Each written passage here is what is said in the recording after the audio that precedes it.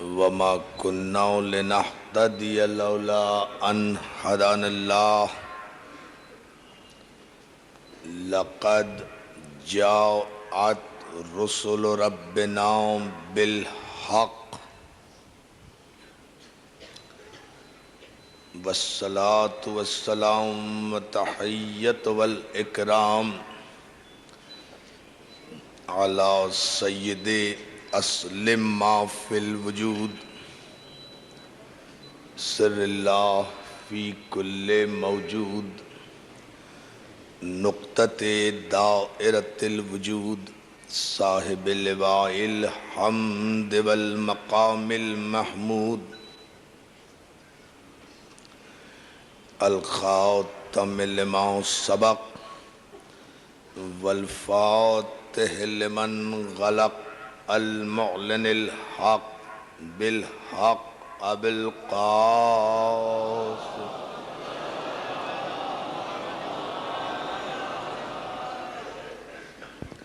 وآله الطيبين الطاهرين المعصومين المنتجبين المظلومين ولعنة الله على أعدائهم أجمعين من يومنا هذا إلى يوم الدين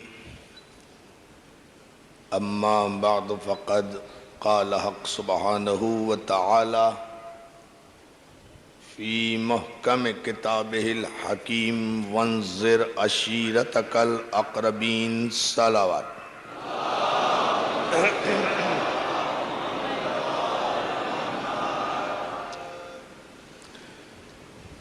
حاضرین گرامی قدر، عزاداران شہیدان کربلا، بارگاہ شہدائے کربلا میں انجمن فدائے اہل بیت کے زیر اہتمام اور برادر عزیز سید مظہر تقی رضوی کے زیر سرپرستی یہ عظیم الشان عشرہ محرم اپنے 7ویں مرحلے میں ہے۔ اسلام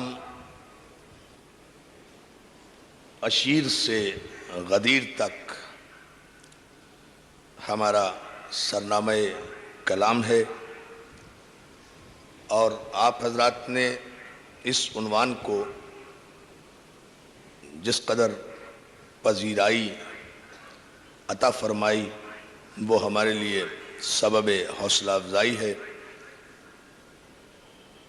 یہ اہم ترین موضوع اس اعتبار سے نہایت ضروری تھا کہ ملت کو اور خصوصاً ملت کے نوجوانوں کو حقیقت اسلام کے آغاز کا صحیح معنی میں اندازہ ہو، اور وہ غدیر کے پس منظر سے آگاہ اور آشنا ہو کر اس نتیجے پر پہنچیں کہ غدیر کوئی اتفاقی واقعہ نہیں ہے، بلکہ غدیر کے پس منظر میں مسلسل جس خاندان کی قربانیاں ہیں ان قربانیوں کی جزا اور استحسان کا نتیجہ ہے علی کی ولایت کا اعلان۔ صلوات بھیجیں آپ محمد و آل محمد پر۔ یہ ہے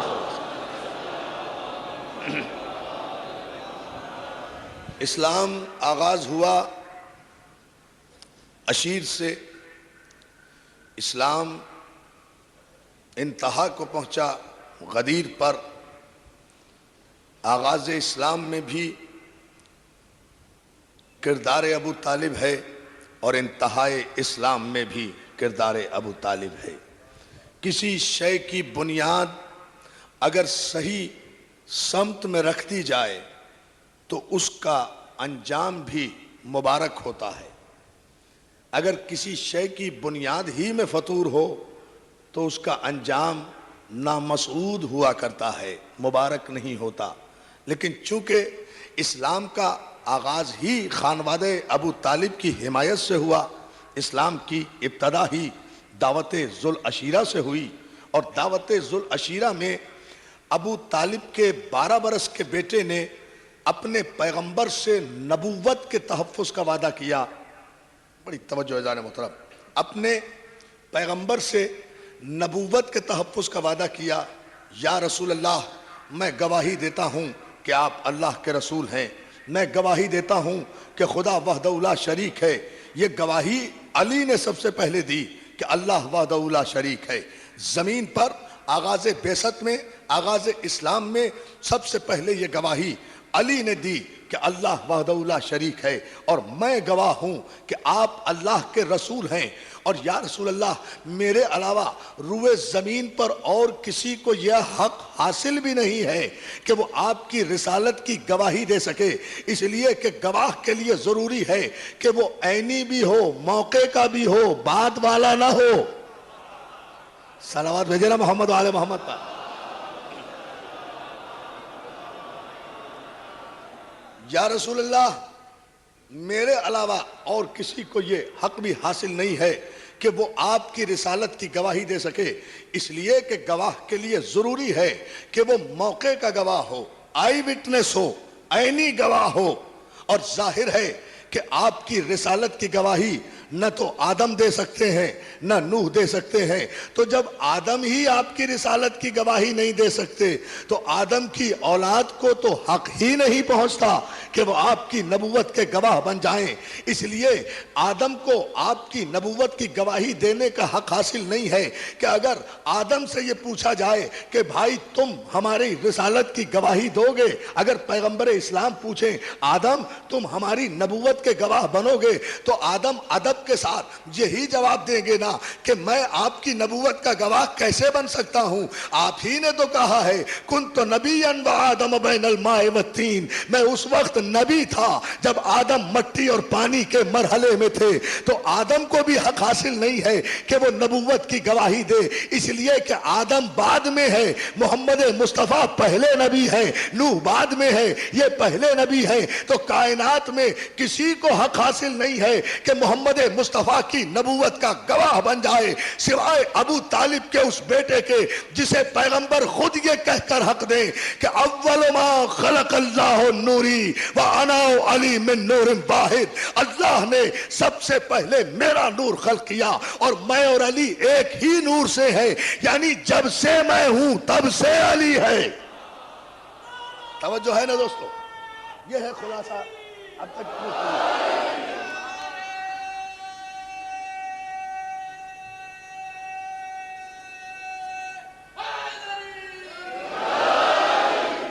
مولا سلامت رکھے۔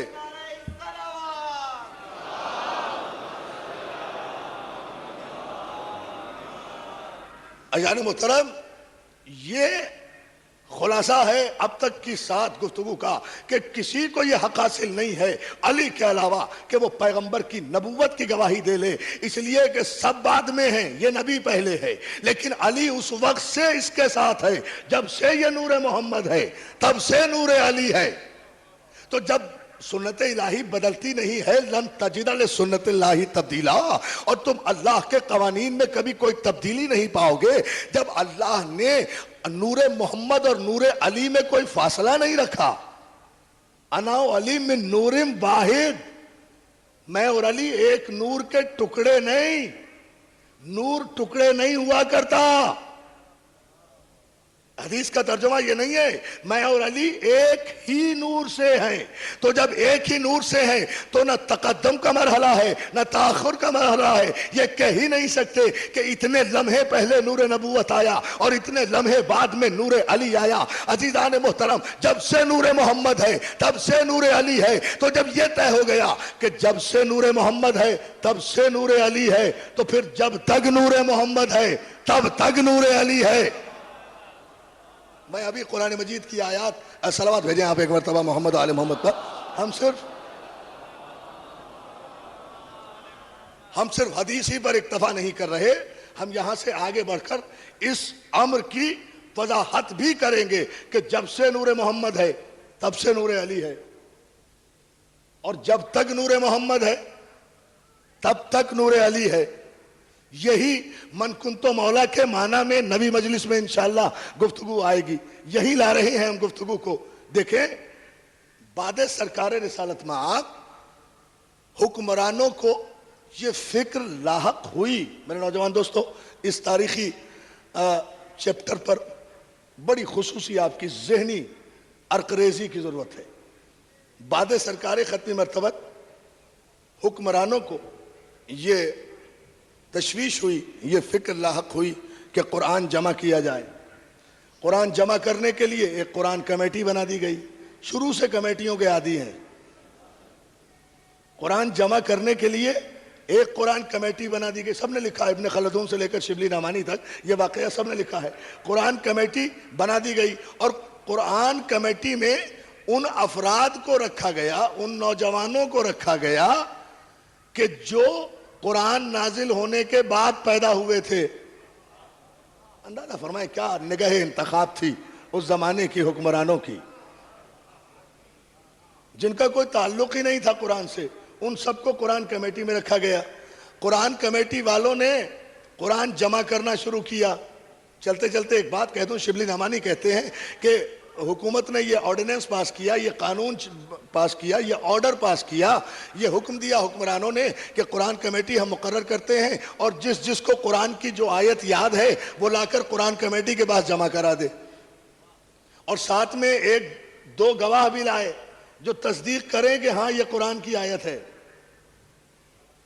اب یہ شبلی نعمانی کے لفظ ہیں.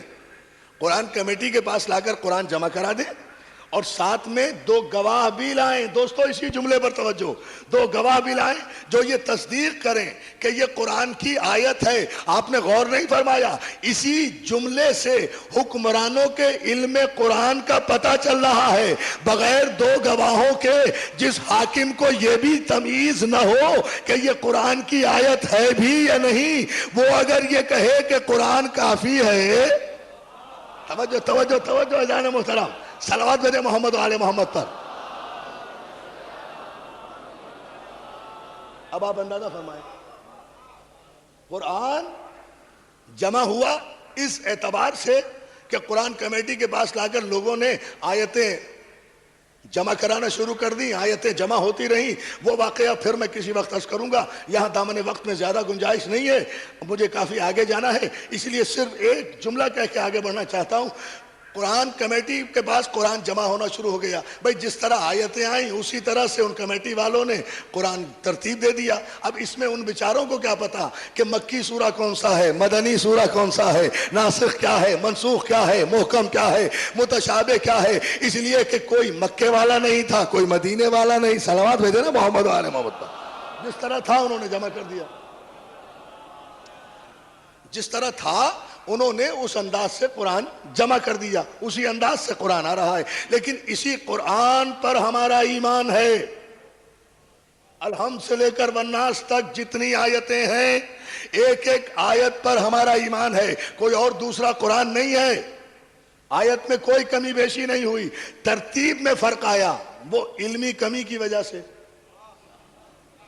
ترتیب میں فرق آیا تو ظاہر ہے کہ یہ پیدائشی مجبوری تھی. توجہ ہے نا. لیکن آیت وہی ہے. بہرحال قرآن کی آیت جہاں بھی ہو, اول ہو یا آخر, درمیان میں ہو یا کہیں, ہے تو قرآن کی آیت نا.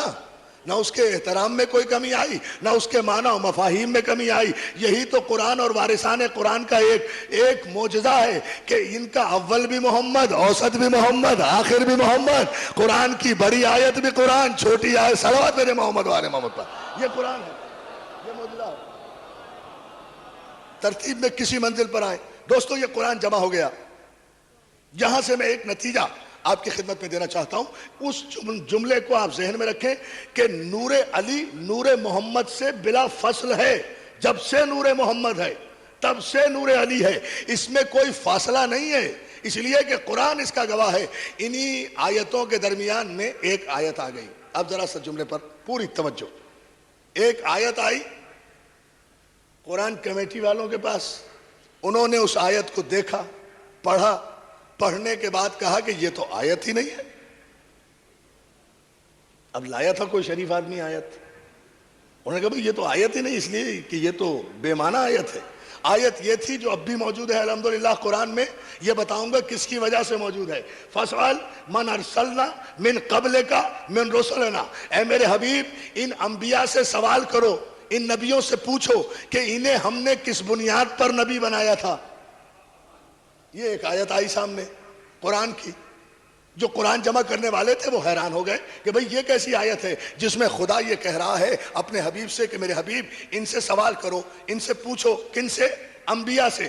من ارسلنا من قبلک من رسولنا.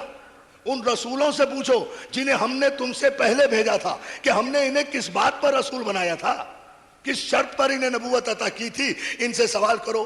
سارے قرآن جمع کرنے والے کہنے لگے بھائی یہ تو ناممکن بات ہے، یہ آیت ہی نہیں ہو سکتی، اس لیے کہ ہم تو حضور کے ساتھ شروع سے ہیں. ان 23 برسوں میں تو کوئی بھی نبی حضور کے پاس نہیں آیا. پھر حضور نے پوچھا کس سے؟ حضور تو آئے سب سے آخر میں. بڑی توجہ دوستو، سرکار تو تشریف لائے سب سے آخر میں، انبیاء گزر گئے پہلے. تو سرکار رسالت مآب نے پوچھا کس سے؟ اگر نہیں پوچھا تو خدا کے حکم کی نافرمانی ہو گئی. خدا کہہ رہا ہے پوچھو ان سے، سوال کرو ان سے کہ انہیں کس بات پر ہم نے نبوت عطا کی تھی. بات بھی سامنے کی تھی اور صحیح تھی.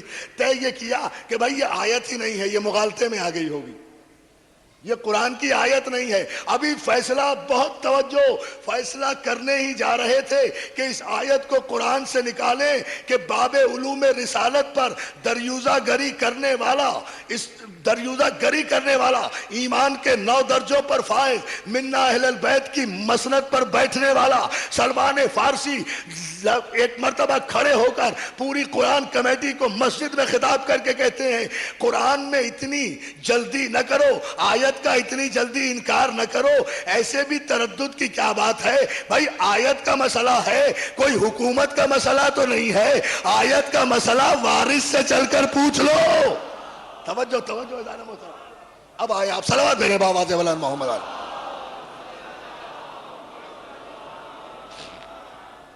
مولا آپ کو سلامت رکھے. بہت شکر گزار ہوں آپ کی توجہ پر. جناب سلمان فارسی کہتے ہیں آیت کا مسئلہ ہے، وارث سے چل کر پوچھ لو. آخر اپنے مسئلے بھی تو اس سے حل کراتے ہو. یہ تو قرآن کی اہمیت کی بات ہے. وارث موجود ہے، علی سے چل کر پوچھ لو. لوگوں کی سمجھ میں بات آ گئی. قرآن جمع کرنے والے اٹھ کر بمے حکمران کے علی کے پاس آئے. آپ نے غور نہیں کیا؟ علی کے پاس آئے، علی کے پاس آئے. قرآن جمع کرنے والے ایک آیت پر بھی یقین نہیں کر سکے تھے کہ یہ قرآن کی آیت ہے یا نہیں. یہی تو میں کہتا ہوں کہ جب اتنے بڑے بڑے قرآن جمع کرنے والے علی کے بغیر آیت قرآن میں شامل نہیں کر سکے تو تم علی والوں کے بغیر ساری شریعت کیسے نافذ کر دو گے؟ شریعت، مکمل شریعت.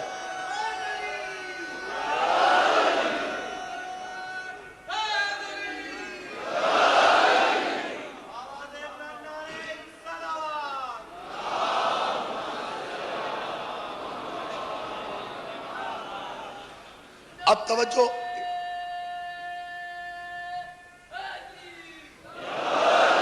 سارے قرآن بہت تیزی سے میں گزر کر ایک نتیجہ آپ کی خدمت میں عرض کرنا چاہتا ہوں. انا علی من نور واحد، جس دن سے میرا نور ہے اسی دن سے علی کا نور ہے. اس کے پس منظر میں گفتگو کر رہا ہوں دوستو تاکہ ہم منزل عشیر سے بلند ہو کر ذرا غدیر کے نزدیک ہو جائیں.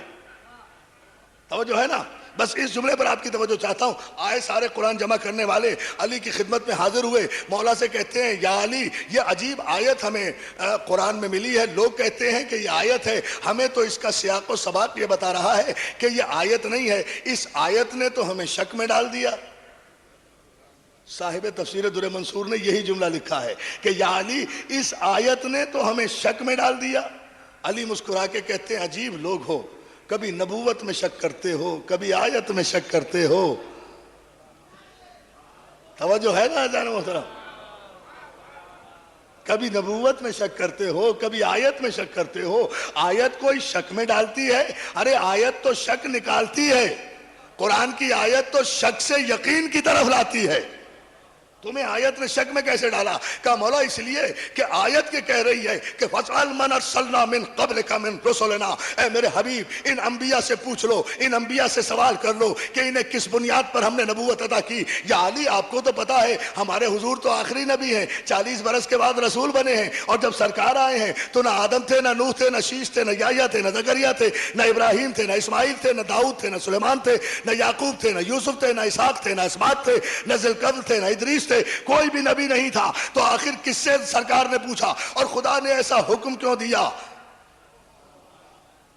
وارث قرآن متبسم ہو کر اب توجہ دوستو، میری پوری اب تک کی محنت کا حاصل ہوگا یہ جملہ۔ متبسم ہو کر فرماتے ہیں ٹھیک کہتے ہو تم، واقعی یہ آیت زمین پر نازل نہیں ہوئی۔ اللہ اللہ، توجہ ادارے محترم، یہ آیت نہ زمین پر نازل ہوئی نہ آسمان پر۔ میں نے پہلے صرف زمین کہا تھا نا تو آپ نے فوراً واہ واہ کہا تھا، اس لیے کہ آپ پہنچ گئے تھے وہاں تک۔ اب میں نے آسمان بھی کہہ دیا، اب آپ چپ ہو گئے کہ پھر کہاں نازل ہوئی ہے نا۔ ابھی میں آپ سے عرض کرتا ہوں ذرا آپ غور فرمائیں، یہ آیت نہ زمین پر نازل، مولا فرماتے ہیں یہ آیت نہ زمین پر نازل ہوئی، نہ آسمان پر نازل ہوئی، نہ بر میں نازل ہوئی، نہ بحر میں نازل ہوئی، نہ فضا میں نازل ہوئی، نہ خلا میں نازل ہوئی، نہ ہوا میں نازل ہوئی، نہ مشرق میں نازل ہوئی، نہ مغرب میں نازل ہوئی، نہ شمال میں نازل ہوئی، نہ جنوب میں نازل ہوئی، نہ ممبر پہ نازل ہوئی، نہ بستر پہ نازل ہوئی، نہ حجرے میں نازل ہوئی، نہ مسجد میں نازل ہوئی، نہ پہاڑ پر نازل ہوئی، نہ غار میں نازل ہوئی، نہ میدان میں نازل ہوئی، نہ ریگستان میں نازل ہوئی، نہ کرۂ آب میں نازل ہوئی، نہ کرۂ باد میں نازل ہوئی، نہ کرۂ جماد میں نازل ہوئی، نہ کرۂ آتش میں نازل ہوئی، نہ فضا میں، نہ خلا میں، گریویٹی آف ارتھ سے بھی بلند یہ آیت ان مقامات پر کہیں نازل ہی نہیں ہوئی ہے۔ اس لیے تمہیں شک ہو رہا ہے کہ یہ آیت نازل ہی نہیں ہوئی، اور ظاہر ہے یہ آیت جہاں نازل ہوئی ہے اس کا تمہیں علم ہی نہیں ہے۔ یہ آیت اس وقت نازل ہوئی جب اللہ نے سبحان الذی اسریٰ بعبدہ لیلا من المسجد الحرام الی المسجد الاقصی الذی بارکنا حولہ لنریہ من آیاتنا، سبحان ہے وہ ذات جو لے گئی راتوں رات اپنے عبد کو۔ تو جس رات اللہ نے اپنے حبیب کو معراج کرائی تھی، اللہ کا رسول فضا سے بلند ہوا، خلا میں پہنچا، خلا سے بلند ہوا، کرۂ آب میں پہنچا، کرۂ آب سے بلند ہوا، کرۂ جماد میں پہنچا، کرۂ جماد سے بلند ہوا، کرۂ برود میں پہنچا، کرۂ برود سے بلند ہوا، کرۂ آتش میں پہنچا، کرۂ آتش سے بلند ہوا، حجاب عصمت میں پہنچا، حجاب عصمت سے بلند ہوا، حجاب نور میں پہنچا، حجاب نور سے بلند ہوا، حجاب ظہور میں پہنچا، حجاب ظہور سے بلند ہوا، حجاب جمال میں پہنچا، حجاب جمال سے بلند ہوا، حجاب جلال میں پہنچا، حجاب جلال سے بلند ہوا، عرش اول پہ پہنچا، عرش اول سے بلند ہوا، عرش دوم پہ پہنچا، عرش سوم پہ پہنچا، عرش چہارم پہ پہنچا، عرش پنجم پہ پہنچا، عرش ششم پر پہنچا، عرش ہفتم پر۔ جب ایک کم 1,24,000 پیغمبر میرے رسول کی سلامی کے لیے پیش کیے گئے، اس وقت یہ آیت نازل ہوئی فَاسْأَلْ مَنْ أَرْسَلْنَا مِنْ قَبْلِكَ مِنْ رَسُولِنَا، اے میرے رسول یہ سارے انبیاء تیرے سامنے ہیں، ان سے پوچھ لے کہ ہم نے کس شرط پر انہیں نبی بنایا تھا۔ نتیجہ دیکھے دوستو،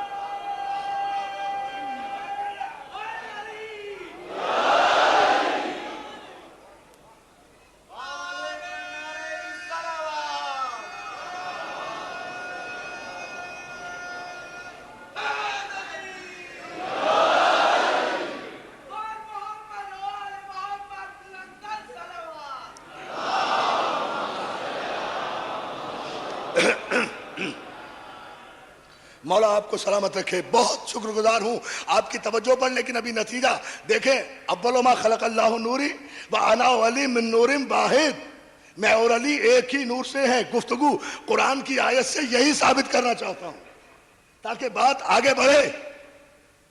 میرے مولا فرماتے ہیں کہ جب 1,24,000 پیغمبر سلامی کے لیے آئے ہیں میرے پیغمبر کی، اور نماز پڑھائی ہے 1.25 لاکھ انبیاء کو خاتم النبیین نے، اور امامت کی ہے سرکار ختمی مرتبت نے 1,24,000 پیغمبروں کی، اس وقت یہ آیت براہ راست نازل ہوئی۔ فصل کر ان سے سوال پوچھ میرے حبیب، یہ سب تیرے سامنے کھڑے ہیں کہ انہیں کس بات پر نبی بنایا تھا. اور اس کے ساتھ ساتھ علی اپنے سینے کی طرف فخریہ اشارہ کر کے کہتے ہیں تم بھی ٹھیک کہتے ہو، تمہاری سمجھ میں یہ آیت آنا ہی نہیں چاہیے تھی، اس لیے کہ یہ آیت جہاں نازل ہوئی وہاں میرے علاوہ کوئی دوسرا نہیں تھا. توجہ ہے نا جانے محترم؟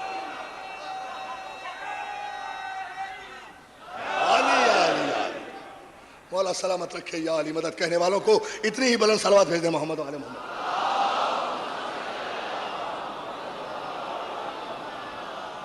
دیکھیں جان محترم، گفتگو ابھی بھی مکمل نہیں ہے. انشاءاللہ بارگاہ شہداء کربلا کی اس 7ویں مجلس کا تاریخی جملہ آپ کی خدمت میں عرض کر رہا ہوں. بزرگوں سے دعائیں لوں گا. نوجوانوں کے جذبہ ایمانی کا امتحان ہوگا کہ کہاں تک مولا کی تولا کی معرفت ان 7 دنوں میں طے کی ہے. ہمارے نوجوانوں نے اپنی محنت کا اندازہ کروں گا. دوستو، 1,24,000 پیغمبر جب بارگاہ رسالت میں حاضر ہوئے، نماز سے فارغ ہوئے، اور جب ہر نبی نے دست نبوت کو ادب سے بوسہ دیا، میں قربان ہو جاؤں اس نبی کے دست نبوت کو، جب ہر نبی نے ادب سے بوسہ دیا، تب یہ آیت نازل ہوئی. میرے حبیب ان سے سوال کر، پوچھ لے میرے حبیب ان سے کہ ہم نے انہیں کس بات پر نبوت عطا کی. اب کتاب کا حوالہ بھی دے رہا ہوں، آیت کی تفسیر بھی بتا رہا ہوں. اہل سنت کی کتاب ہے، صاحب ریاض النظرہ نے، مولانا یہاں بیٹھے پوچھیں ان سے، صاحب ریاض النظرہ نے اس آیت کی شان نزول میں جملہ لکھا کہ جب ایک شب معراج 1.25 لاکھ انبیاء پیغمبر اسلام کی بارگاہ میں سلامی کے لیے حاضر، پورے مجمع کی توجہ، مولا سلامت رکھے اس تاریخی اجتماع کو. مجھ میں طاقت تو نہیں ہے لیکن اپنے کلیجے کی پوری طاقت دوں گا انشاءاللہ مولا کے لیے یہ جملہ ثابت کرنے کے لیے. 1.25 لاکھ انبیاء جب سلامی پیغمبر کو حاضر ہوئے تو صاحب ریاض النظرہ نے لکھا کہ پیغمبر نے پوچھا آیت کے مطابق، آدم تم بتاؤ، نوح تم بتاؤ، ابراہیم تم بتاؤ، اسماعیل تم بتاؤ، ادریس تم بتاؤ، یعقوب تم بتاؤ، یوسف تم بتاؤ، عیسیٰ تم بتاؤ، موسیٰ تم بتاؤ کہ تمہیں کس بات پر نبوت عطا ہوئی. تو صاحب ریاض النظرہ لکھتے ہیں کہ 1.25 لاکھ انبیاء نے بیک زبان عرش الہی پر محمد مصطفیٰ کے سامنے اقرار کیا ان نبوت کا و ولایت علی ابن ابی طالب.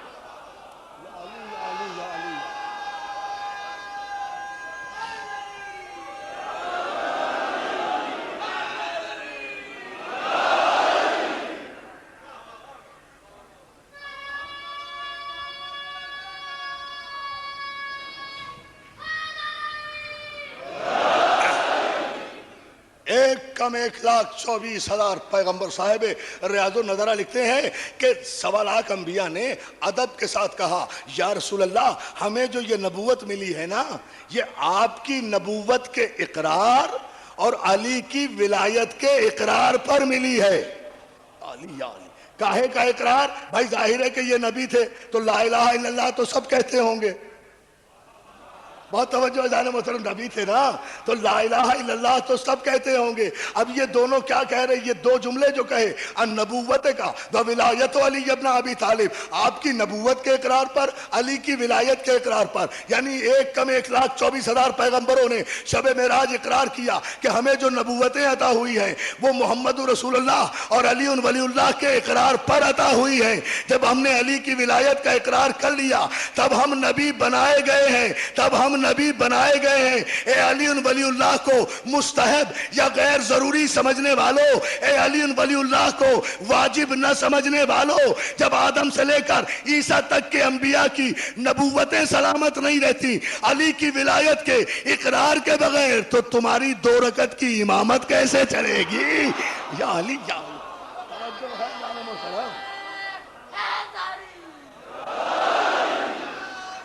دونوں ہاتھ اٹھا کر پوری طاقت و توانائی سے آخری آدمی تک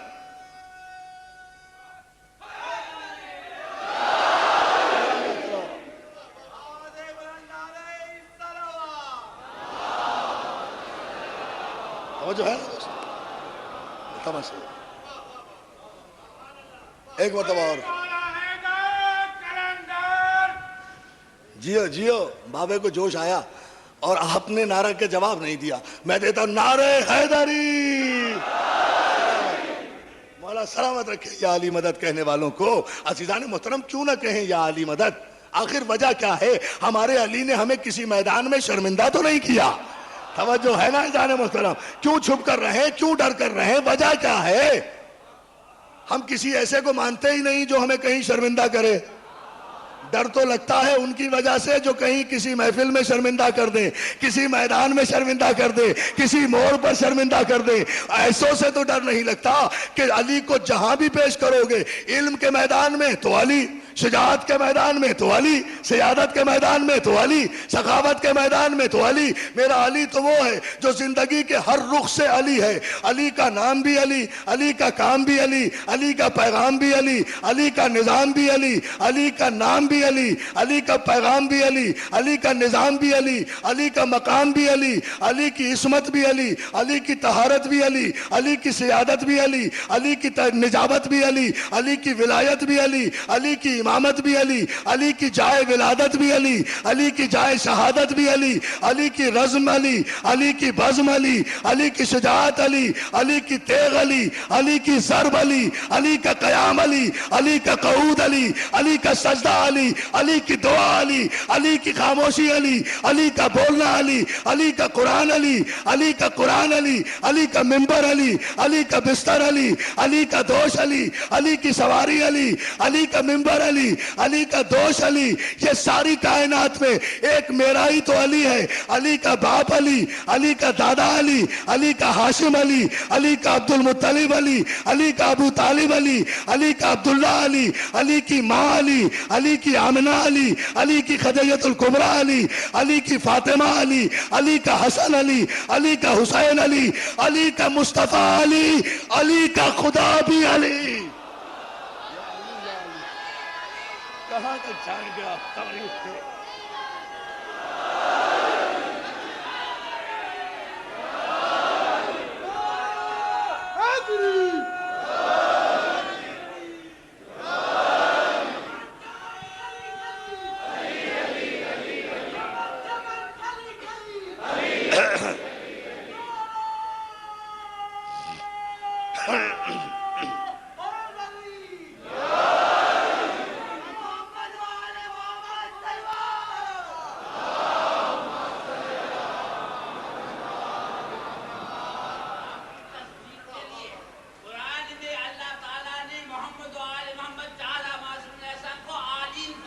عالین فرمایا ہے. مولانا ابو علی شاہ زیدی صاحب قبلہ فرما رہے ہیں کہ چونکہ علی کا ہر رخ علی ہے, اس لیے مجھ حقیر کی گفتگو کی تصدیق کے لیے کہہ رہے ہیں کہ قرآن میں خدا نے 14 معصومین کے نفوس مقدسہ کو علی کی جمع عالین فرمایا ہے. جب ابلیس سے کہا گیا, میں بتاتا ہوں جس آیت کی طرف آپ کا اشارہ ہے, میں عرض کر رہا ہوں آپ کی خدمت پہ. جب ابلیس سے پوچھا, قال یا ابلیس ما منعک ان تسجد لما خلقت بیدی, اے ابلیس تجھے کس نے منع کیا اسے سجدہ کرنے سے جسے میں نے اپنے دونوں ہاتھوں سے بنایا تھا؟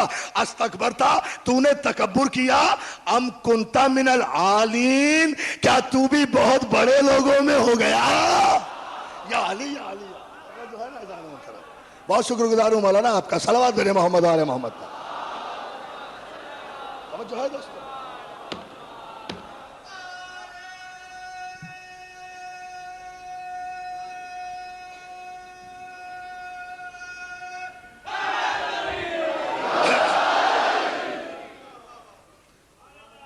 استکبرتا, تو نے تکبر کیا, ام کنتا من العالین, عالین عین الف لام یہ نون, عالین علی کی جمع عالین, کیا تو بھی بہت بڑے لوگوں میں ہو گیا؟ تو پھر تسلیم کرو, گفتگو تو پھر مسلسل کر دی مولانا نے, پھر تسلیم کرو کہ جو آدم سے پہلے تھے وہ عالین تھے.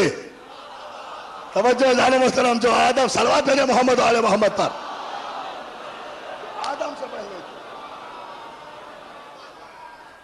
اور خدا نے انہی کی طرف اشارہ بھی کیا, تو نے سجدہ کیوں نہیں کیا بھائی؟ کیا تو بھی پنجتن پاک سے مقابلہ کر رہا ہے؟ کیا تو بھی پنجتن جیسا ہو گیا؟ کیا تو بھی اپنے آپ کو محمد و آل محمد کے برابر سمجھتا ہے؟ کیا یا محمد و آل محمد کو اپنے جیسا سمجھتا ہے یا اپنے آپ کو ان جیسا سمجھتا ہے؟ تو جو منزل اول پر پنجے تنے پاک کو اپنے جیسا کہے وہ شیطان ہے، اور جو آج خاتم النبیین کو بڑا بھائی کہے، اب فیصلہ کرو نا، کافر کون ہے؟ یا علی یا علی یا علی، فیصلے اس بنیاد پر کرو۔ صلوات بھیجیں بابا بلند محمد علی محمد۔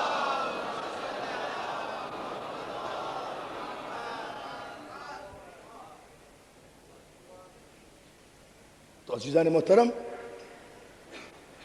1,24,000 پیغمبروں کو جو منصب نبوت عطا ہوا، میں کل کی مجلس میں عرض کروں گا، آج دامن وقت میں گنجائش نہیں ہے، آیہ میثاق پھر اس پر گواہ ہے، قرآن مجید سے پھر کل آیتیں پیش کروں گا، پھر اس پر گواہ ہے کہ نور محمد اور نور علی قبل تخلیق آدم موجود تھا۔ بھئی انبیاء نے، آدم نے، نوح نے، عیسیٰ نے، موسیٰ نے اگر تصدیق کی ہے نبوت محمد کی اور ولایت علی کی، تو پھر تسلیم کیجئے نا کہ نور محمد اور نور علی ان انبیاء سے پہلے تھا۔ اگر صرف نور محمد تھا تو ولایت علی کا اقرار کیوں لیا؟ ایک شے کا اگر وجود ہی نہیں، صلوات بھیجنا محمد آل محمد پر،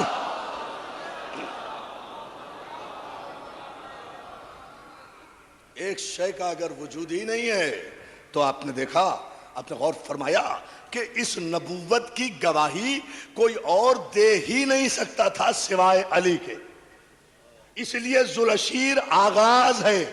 اب ملت کے مورخ کو سمجھنا چاہیے کہ 40 برس تک رسول چپ کیوں رہے؟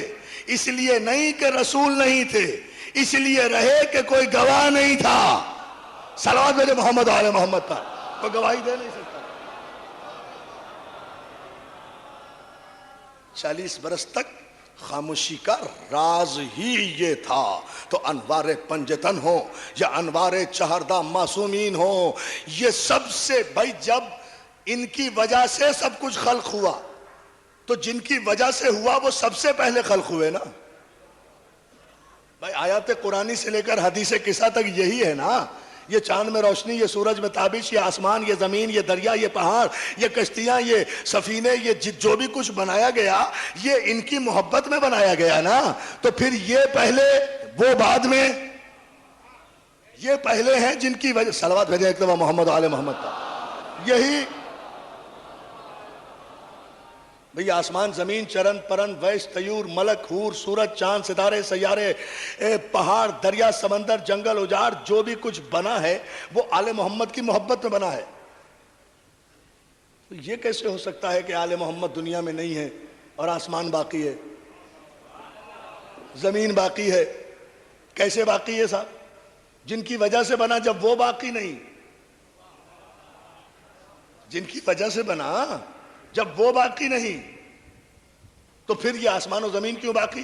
آسمان کا سلامت رہنا، زمین کا باقی رہنا، سمندروں کی طغیانیوں کا باقی رہنا، دریاؤں کے پانی کا رواں رہنا، پہاڑوں کا زمین کی میخیں بننا، ہواؤں کا چلنا، سورج کا ابھرنا، چاند کا طلوع ہونا، ستاروں کا چمکنا، کہکشاں کا بکھرنا، اس بات کی دلیل ہے کہ ان سب کے وجود پر جو دلیل ہے وہ آل محمد کا آخری نائب موجود ہے، جس صلوات بھیجیں عظمت امام زمانہ پر، موجود ہے۔ وہ موجود ہے تو یہ سب کچھ موجود ہے، جس کی وجہ سے نظام کائنات، بڑی توجہ، ایک جملہ چلتے چلتے کہہ جاؤں، جس کی وجہ سے یہ نظام کائنات باقی ہے۔ عزیزان محترم، اسے امام کہتے ہیں۔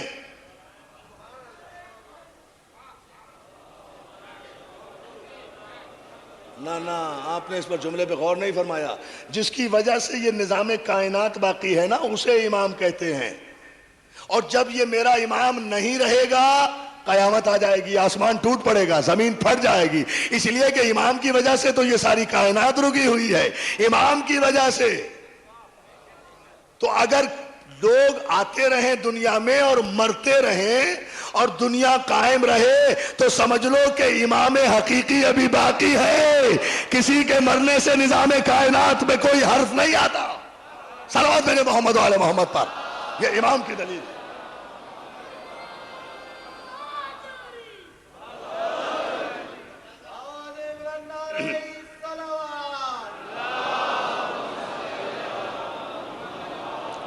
دوستو، اسلام آغاز ہوا ہے آل محمد کی حمایت سے. جب کائنات کا آغاز ان کے دم سے ہوا ہے تو اسلام بھی تو کائنات ہی کا دین ہے نا. تو اس دین کا آغاز بھی حمایت ابو طالب سے ہوا، اور اس حمایت کی قیمت ابو طالب نے ادا کی ہے. ہر مقام پر مکے کی گلیوں میں بھی ادا کی ہے، شیب ابو طالب میں بھی ادا کی ہے، مصیبتیں اٹھا کر بھی ادا کی ہے، بائیکاٹ کی صورت میں بھی ادا کی ہے. ہر قیمت پر ابو طالب کو. اور یاد رکھیں عزیزان محترم، آج کی تقریر کا اہم اور تاریخی جملہ، آپ اس پر داد دیں یا نہ دیں لیکن توجہ ضرور فرما لینا میرے نوجوان دوستو، اس لیے کہ یہ میری 7 دن کی محنتوں کا نچوڑ ہے. اب جہاں سے ابو طالب اور علی نے حمایت کی تھی نا، وہیں سے ایک مخالف گروہ چلا تھا. اس گروہ نے اپنا گروپ الگ بنایا تھا. ان کی براہ راست دشمنی اب ہو گئی تھی علی سے یا ابو طالب سے. ان کے بچے ابو طالب کے بچے کے دشمن، ان کے بڑے ابو طالب کے دشمن. یہ ہے نا خلاصہ. چونکہ وہ ابو طالب کے بیٹے نے، میں بتا چکا ہوں چوتھی مجلس میں، ابو طالب کے بیٹے نے ان کے بچوں کو بچپن ہی سے مارنا شروع کر دیا تھا نا. تو بچپن جوان ہوتا رہا تو دشمنی بھی جوان ہوتی رہی، کفر بھی جوان ہوتا رہا، یہ دشمنی بھی جوان ہوتی رہی. تو عزیزان محترم، اب میں آپ سے ایک بات پوچھ کے گفتگو ختم کرنا چاہتا ہوں آج کی، اور وہ یہ کہ انصاف سے بتاؤ، جن لوگوں کے دل میں علی کی طرف سے کینہ پڑ گیا تھا، کیا کلمہ پڑھنے کے بعد وہ کینہ نکل گیا؟ ہیں تو اسی کی اولادیں. توجہ عزیزان محترم، بس فرق صرف یہ ہے کہ بدر و احد میں ان کے بزرگ علی کے مقابلے میں کافر بن کر آئے، اور صفین و جمل میں علی کے مقابلے میں انہی کی اولادیں منافق بن کے آئی. واقعہ ایک ہی ہے، دشمنی ایک ہے. تسلسل. صلوات بھیجے محمد و آل محمد پر. چولہ بدلا ہے، لباس بدلا ہے. صلوات بھیجے بآواز بلند مل کر سب.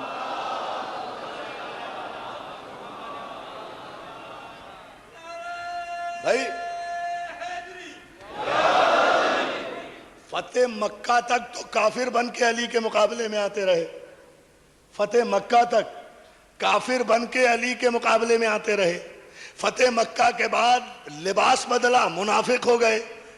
برداشت پھر بھی علی کو نہیں کیا. ورنہ یہ کیا بات ہے، ایک حکمران کو تسلیم کر لیتے ہو، دوسرے حکمران کو تسلیم کر لیتے ہو، تیسرے حکمران کو تسلیم کر لیتے ہو، جب علی آتا ہے تو پھر مقابلے پر آ جاتے ہیں. بات کیا ہے؟ تاریخ سے پوچھیں نا. صلوات میرے محمد و آل محمد پر. یہ عجیب فلسفہ ہے،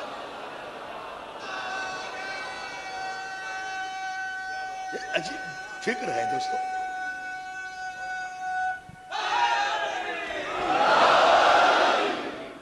بھئی یہی تو علی نے اپنے نہج البلاغہ کے خطبے میں کہا ہے کہ آخر تم پر مصیبت کیا آئی بھائی؟ میں اسی طرح سے تو منتخب ہوا ہوں جیسے پہلے والے منتخب ہوئے تھے. ان کی اطاعت کر لی تھی تو مجھ سے بغاوت کیوں کر رہے ہو؟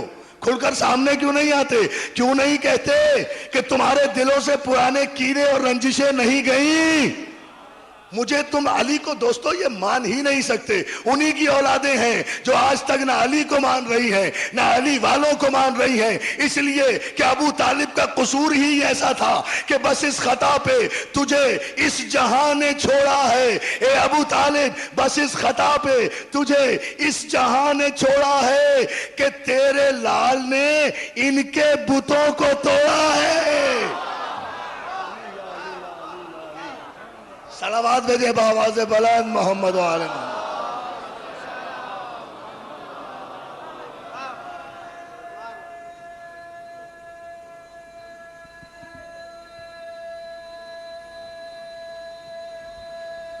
سلامت رہو.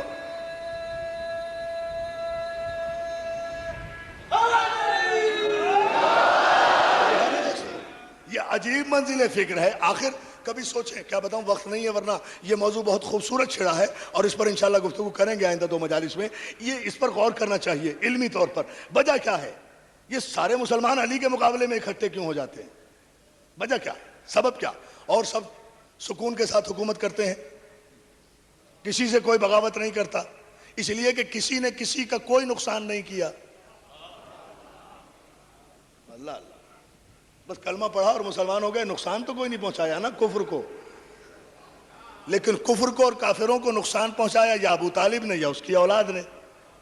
اس لیے کافروں نے منافقوں کا لباس پہن کر، منافقت کا دودھ پلا کر اپنے قبیلوں کو اتنا طاقتور کیا کہ لڑنا ہے تو علی سے، جنگ کرنا ہے تو اولاد علی سے، مصیبتیں ڈھانا ہے تو اولاد علی پر، ظلم کرنا ہے تو اولاد علی پر۔ کیوں؟ اس لیے کہ اگر یہ علی نہ ہوتا تو اسلام مکے کی سرحد سے باہر نہیں جا سکتا تھا۔ یہ صرف علی کا زور بازو ہے، یہ صرف ابو طالب کی حمایت ہے جس کی وجہ سے اسلام سرحد مکہ سے باہر نکلا۔ دوستو، لیکن یہ بھی دیکھیں گے آپ کہ وہ جو 40 برس تک رسول کے مقابلے پر آتا رہا، 40 مقامات پر رسول کے مقابلے پر آیا، اسی کی اولاد علی کے مقابلے پر آئی صفین میں، اسی کی اولاد آئی صفین میں۔ اور پھر علی دنیا میں نہیں رہے تو علی کے بڑے بیٹے حسن کے مقابلے پر آیا، یعنی اولاد در اولاد چلی ہے۔ کافروں کے دلوں سے رنجشیں گئیں نہیں، اس لیے کہ کفر نہیں گیا تھا، زبان پر کلمہ جاری ہوا تھا۔ دلوں کی صفائی تو ایمان کرتا ہے نا، جب ایمان داخل ہی نہیں ہوا تو دلوں کی رنجشیں کیسے مٹتی؟ علی درمیان میں نہیں رہے تو حسن کے خلاف بغاوتیں، حسن کے ساتھ سازشیں، مگر سلام امام حسن کے تدبر کو کہ انہوں نے تو قلم کی نوک سے وہ کام کیا جو ذوالفقار سے نہیں ہو سکا تھا۔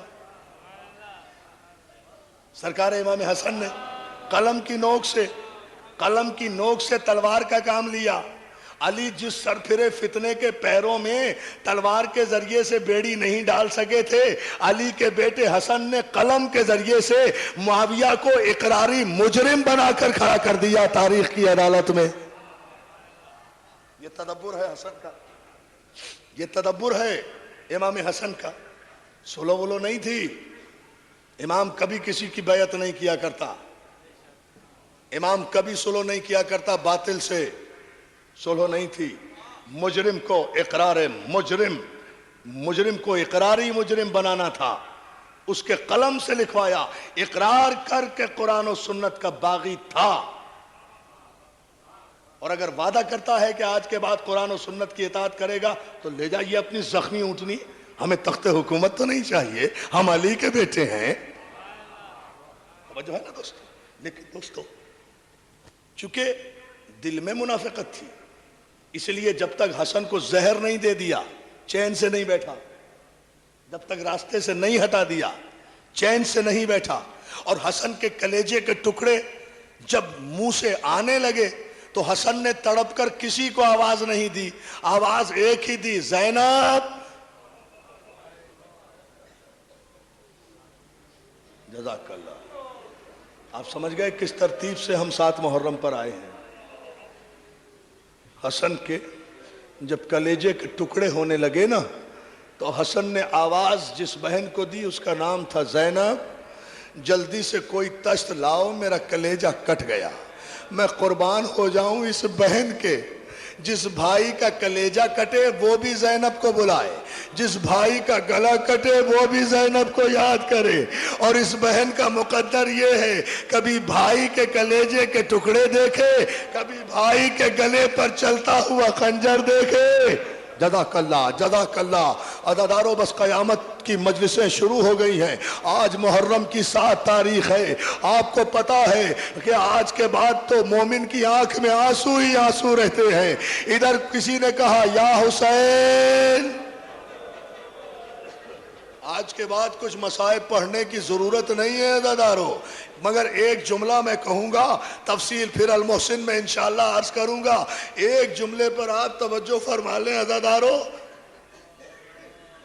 اس پورے مجمع سے پوچھتا ہوں، اس پورے مجمع سے، اس مجمع میں امیر بھی ہوں گے، غریب بھی ہوں گے، غریب سے غریب آدمی سے پوچھتا ہوں، مجھے بتاؤ تم نے کسی غریب سے غریب آدمی کو بھی دیکھا ہے جس کا جنازہ گھر سے اٹھ کر گیا ہو اور قبرستان سے خالی واپس آ گیا ہو، بغیر دفن ہوئے واپس آ گیا ہو؟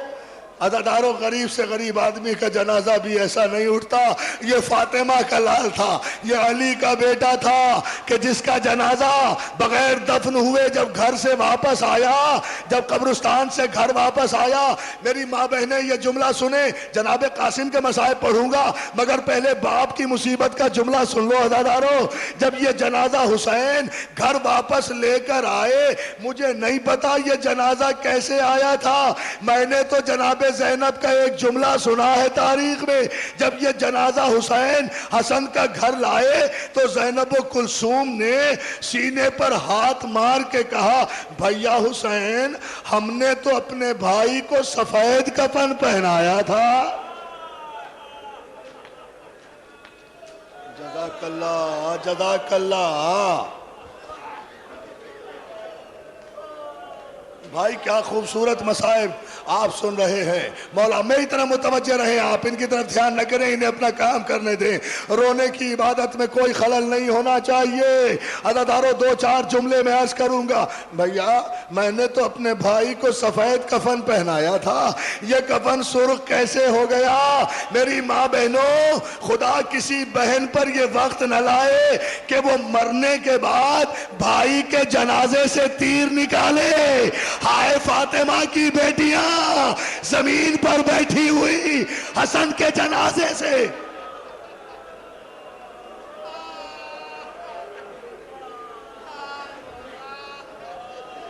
شہزادہ قاسم کے مصائب مفصل مصائب انشاءاللہ المحسن میں, مگر مہندی برآمد ہونا ہے. دو چار جملے ضرور سن لیجئے عزادارو. عزادارو اپنے میں یہیں سے کربلا پہنچ جاؤں گا, اپنے وارث کے لاشے کی بے کسی کو دیکھا نا. میری ماں بہنیں یہ جملہ سنیں, اپنے وارث کے لاشے کی بے کسی کو دیکھا نا. جناب ام فروہ رونے لگی, حسن کی بیوہ رونے لگی.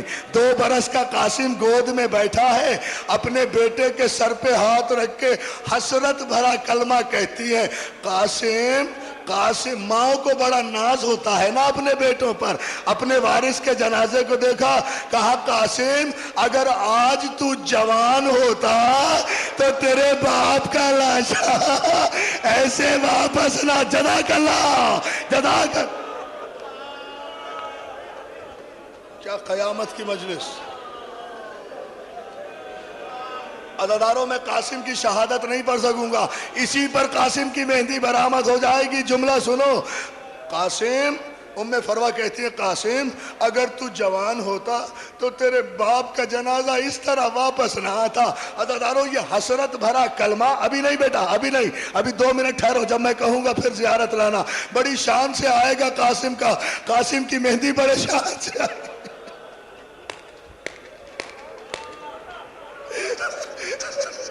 قاسم کی مہندی, نوشاہ کی مہندی بڑی شان سے آئے گی. ابھی مجھے پڑھنے دو 2-3 منٹ. عزادارو قاسم اگر آج تو جوان ہوتا تو تیرے باپ کا جنازہ اس طرح واپس نہ آتا. عزادارو ام فروہ کا یہ حسرت بھرا کلمہ غازی عباس نے سن لیا, لرز کر رہ گئے. بڑی بھابھی کے پیروں پہ ہاتھ رکھا, کہا بھابھی قاسم سے گلہ نہ کر, حسین سے اجازت لے دے. اگر حسن کے جنازے کو رسول کے روزے میں دفن نہ کروں تو مجھے عباس نہ کہنا. جزاک اللہ. حوصلہ حوصلہ.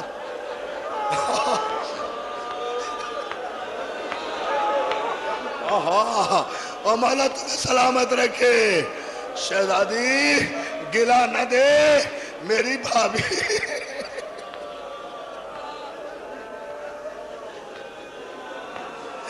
عباس کہتے ہیں بھابھی میرا بھائی حسن کوئی لاوارث تو نہیں ہے, عباس جیسا بھائی موجود ہے, حسین سے اجازت لا دے. اگر سارا عرب بھی مقابلے پر آیا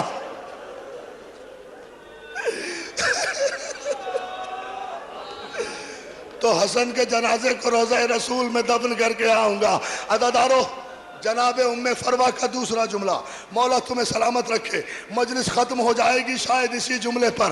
قاسم کی مہندی اٹھا لینا.